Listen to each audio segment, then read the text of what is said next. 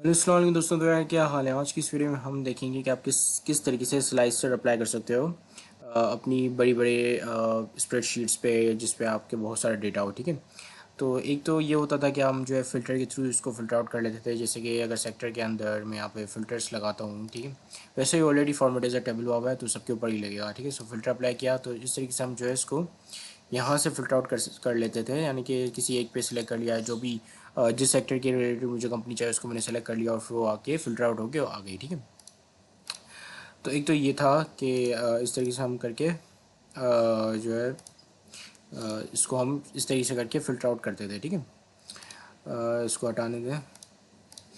अच्छा, तो अब मैं थोड़ा अपने डेटा के बारे में डिस्कस कर लेता हूँ। देखें, बेसिकली ये सिंबल्स हैं कंपनी के और उनके शेयर प्राइसेस हैं कि ओपन, हाई, लो, क्लोज। ठीक है, इस तरीके से उनकी करंट और परसेंटेज चेंज। ठीक है, उनका वॉल्यूम और यहाँ पे सेक्टर है, यानी कि वो कंपनी किस सेक्टर से बिलोंग करती है, और उनकी रिस्क प्रोफाइल, यानी कि उस कंपनी के अंदर इन्वेस्ट करना कितना रिस्की है। ठीक है, तो अब मैं जो है यहाँ पे चाह रहा हूँ कि मेरे पास कुछ ऐसे सेक्टर सॉर्ट आउट होकर आ जाए जिन पे मेरा फोकस हो। ठीक है, और मैं उनकी रिस्क प्रोफाइल के हिसाब से या उनके रिस्क प्रोफाइल में भी इंटरेस्टेड हूँ। तो अब हम क्या करेंगे, एक तो मैंने आपको बताया कि फ़िल्टर आउट कर सकते थे। दूसरा हम क्या करेंगे कि अच्छा इसको अप्लाई करने से पहले, यानी कि इसको टेबल फॉर्मेट में लाने से पहले, क्योंकि अच्छा वैसे तो ये ऑलरेडी टेबल फॉर्मेट में है। ठीक है, लेकिन उससे पहले आपने क्या करना था कि इस यहाँ पे अगर कोई भी एक्स्ट्रा चीज़ वगैरह लिखी हुई है तो उसको आपने रिमूव कर देना है। ठीक है, दूसरा आप यहाँ पे कंट्रोल ए दबाकर इसको पूरे को सेलेक्ट कर सकते हो और यहाँ पे इसको टेबल फॉर्मेट में, ऑलरेडी टेबल फॉर्मेट में है तो इसको हम फिर से टेबल फॉर्मेट में नहीं करेंगे। ठीक है, वैसे तो मैंने ऑलरेडी कर लिया है तो उसको हट नहीं जाएगा इसका टेबल फॉर्मेट दोबारा करने से। ठीक है, अब हमने क्या करना है कि जैसे अगर ये टेबल फॉर्मेट में आ गया, इसको हमने शायद ये हट गया है, फॉर्मेट इज़ अ टेबल हमने यहाँ पे कर दिया।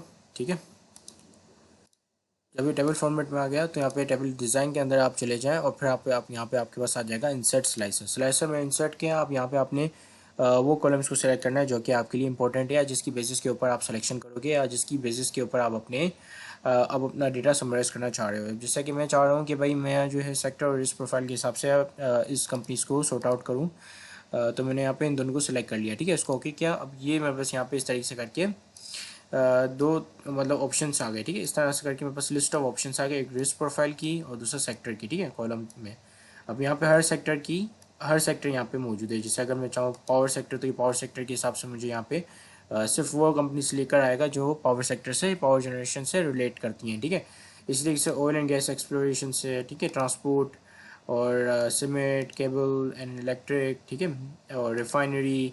तो इस तरह से अब ये भी इसमें भी आप मज़ीद और ज़्यादा मज़ीद स्पेसिफाई कर सकते हो आप अपनी कंपनीज को बाय यूजिंग रिस्क प्रोफाइल। अब मैं चाह रहा हूँ कि सिर्फ रिफाइनरी वो कंपनी जो कि रिफाइनरी सेक्टर से बिलोंग करती हैं और उन कंपनीज में भी सिर्फ वो कंपनीज जिनकी प्रोफाइल रिस्क प्रोफाइल जो है वो लो है। ठीक है, तो इस तरीके से करके मैंने सिर्फ लो रिस्क प्रोफाइल वाली रिफाइनरी मतलब में लेकर आया। ठीक है, अब यहाँ पे आपने अब दूसरा आपने यहाँ पे ये कर सकते हो कि आप फिल्टर को आपने यहाँ पे ख़त्म कर दिया दोनों। ठीक है, तो ये सारी की तमाम कंपनीज आपके पास आ गई।